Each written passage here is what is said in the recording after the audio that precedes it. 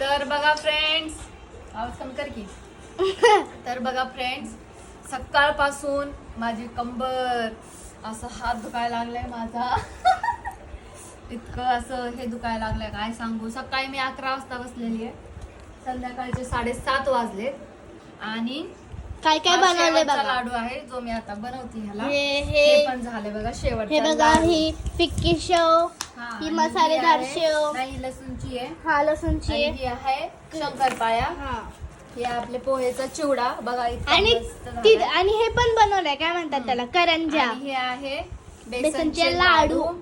आणि हे सगळे ऑल पौष्टिक. मेरा मुदी का तू या देख. हे सगळे ऑल ड्राय फ्रुट्सचे लाडू आहेत जे पौष्टिक आहे आपल्या. तर बघा, मी माझ्यासाठी नाही, सगळ्या पोरांसाठी बनवलेले आहेत. मी माझ्या स्वतःची काळजी नाही करत. तर मी आता ही टेस्ट करून बघते. मस्त झाले, एक नंबर झाली. हा शेव खाऊन बघते. मस्त झाली. आता लाडू नको, एवढे खाला तर चिवडा खाते थोडासा.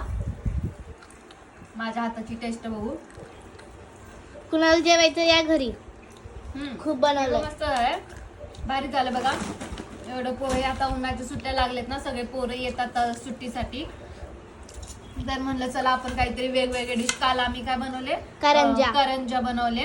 आणि आज एवढं सगळं सामान बनवलेलं आहे.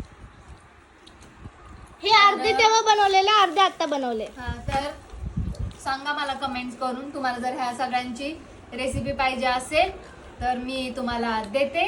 आणि तुम्ही मला कमेंट करा.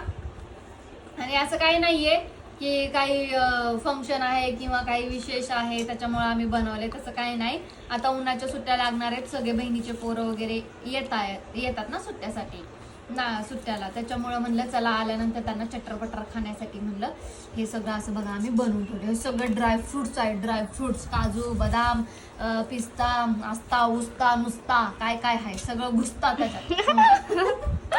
तर चला, बाय बाय.